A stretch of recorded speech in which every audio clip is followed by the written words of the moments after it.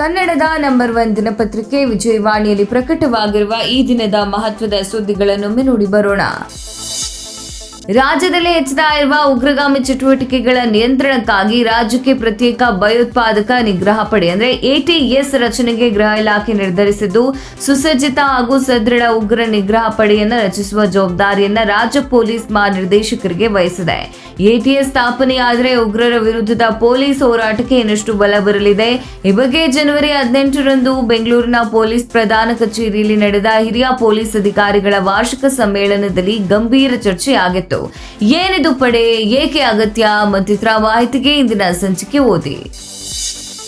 ರಾಜ್ಯ ನೋಂದಣಿ ಮತ್ತು ಮುದ್ರಾಂಕ ಇಲಾಖೆಯು ಸ್ಥಿರಾಸ್ತಿ ದಸ್ತಾವೇಜುಗಳ ನೋಂದಣಿ ಪ್ರಕ್ರಿಯೆಯಲ್ಲಿ ಮಹತ್ವದ ಬದಲಾವಣೆಗೆ ಮುಂದಾಗಿದೆ. ಸಬ್ ರಿಜಿಸ್ಟ್ರಾರ್ ಕಚೇರಿಯಲ್ಲಿ ಆಸ್ತಿಗಳ ದಸ್ತಾವೇಜು ನೋಂದಣಿ ಕಾಗದ ರಹಿತ ಸೇವೆಯಾಗಿ ಮಾರ್ಪಡಿಸಲು ವೇದಿಕೆ ಸಜ್ಜುಗೊಳಿಸಿದೆ. ಬದಲಿಗೆ ಲಾಗಿನ್ ID ಪಾಸ್ವರ್ಡ್ ಸಿಗಲಿದೆ. ಪೇಪರ್ಲೆಸ್ ನೋಂದಣಿ ಹೇಗೆ ಮಾಡಬಹುದು ಎಂಬ ಕುರಿತ ವರದಿ ಇಂದಿನ ಮುಖಪುಟದಲ್ಲಿ ಪ್ರಕಟ.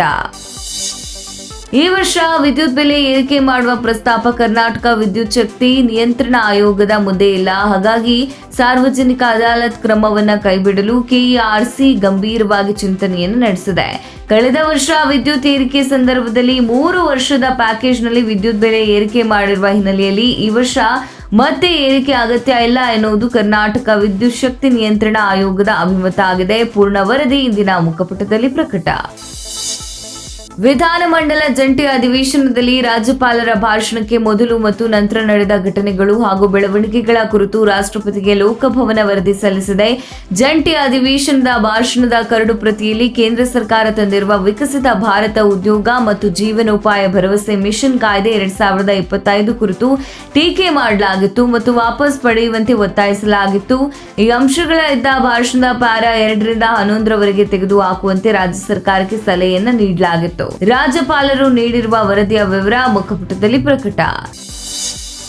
ಲಡ್ಡುಗಳನ್ನು ತಯಾರಿಸಲು ಕಲಬೆರಕೆ ತುಪ್ಪ ಬಳಸಿದ ಆರೋಪದ ಹಿನ್ನೆಲೆಯಲ್ಲಿ ಸಿಬಿಐ ನೇತೃತ್ವದ ವಿಶೇಷ ತನಿಖಾ ತಂಡ 36 ಆರೋಪಿಗಳ ವಿರುದ್ಧ ಕೋರ್ಟ್ಗೆ ಚಾರ್ಜ್ ಶೀಟ್ ಸಲ್ಲಿಸಿದೆ. ತುಪ್ಪದ ಗುಣಮಟ್ಟ ಪರೀಕ್ಷೆಯಲ್ಲಿ TDD ವೈಫಲ್ಯ ಹಾಗೂ TDD ನಿಗದಿಪಡಿಸಿದ ತುಪ್ಪದ ಗುಣಮಟ್ಟವನ್ನು ಖಾಸಗಿ ಡೈರಿಗಳು ಮೀರಿರುವುದು ಹಾಗೂ 2019ರಿಂದ 24ರವರೆಗೆ ಪೂರೈಕೆಯಾದ ತುಪ್ಪವನ್ನ ಹಾಲು ಬಳಸದೆ ತಯಾರಿಸಿರುವುದು ಪತ್ತೆಯಾಗಿದೆ. ಚಾರ್ಜ್ ಶೀಟ್ನಲ್ಲಿರುವ ಇನ್ನಷ್ಟು ಅಂಶಗಳನ್ನು ಒಳಗೊಂಡ ವರದಿ ದೇಶ ವಿದೇಶ ಪುಟದಲ್ಲಿದೆ.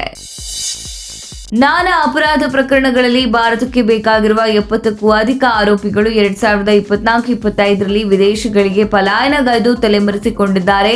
ಆರೋಪಿಗಳನ್ನು ಹಸ್ತಾಂತರ ಮಾಡುವಂತೆ 74 ಕೋರಿಕೆ ಪತ್ರಗಳನ್ನು ವಿದೇಶಗಳಿಗೆ ರವಾನಿಸಲಾಗಿದೆ. ಈ ವಿವರವಾದ ವರದಿ ದೇಶ ವಿದೇಶ ಪುಟದಲ್ಲಿದೆ.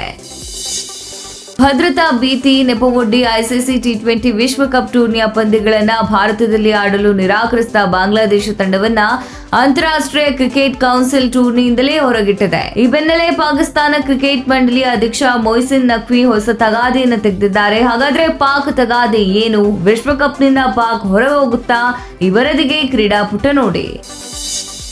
ಜನತಾ ಸಮಾವೇಶ ಮೂಲಕ ಶನಿವಾರ ಶಕ್ತಿ ಪ್ರದರ್ಶನ ಮಾಡಿದ JDS ಕಾಂಗ್ರೆಸ್ ವಿರುದ್ಧ ವಾಗ್ದಾಳಿ ನಡೆಸಿದೆ. JDS ಪ್ರಬಲವಾಗಿದೆ ಎಂಬ ಸಂದೇಶವನ್ನ ರಾಷ್ಟ್ರ ಹಾಗೂ ನಾಡಿನ ಜನತೆಗೆ ಈ ಮೂಲಕ ರವಾನಿಸಲಾಗ್ತಾ ಇದೆ. ಕಾರ್ಯಕ್ರಮದ ಪೂರ್ಣ ವರದಿ ಸಮಸ್ತ ಕರ್ನಾಟಕ ಪುಟದಲ್ಲಿದೆ. ದೇಶ 77ನೇ ಗಣರಾಜ್ಯೋತ್ಸವ ಸಂಭ್ರಮಕ್ಕೆ ಸಜ್ಜಾಗಿದೆ. ಈ ಬಾರಿಯ ಗಣರಾಜ್ಯೋತ್ಸವ ಹಲವು ವೈಶಿಷ್ಟ್ಯ ಮತ್ತು ಹೊಸತನಗಳಿಂದ ಕೂಡಿದ್ದು ಜನ ಸಹಭಾಗಿತ್ವ ಆಶಯದಲ್ಲಿ ದೇಶದ ವಿವಿಧ ರಾಜ್ಯಗಳ 10,000 ಜನರನ್ನ ಕಾರ್ಯಕ್ರಮಕ್ಕೆ ಆಹ್ವಾನಿಸಲಾಗಿದೆ.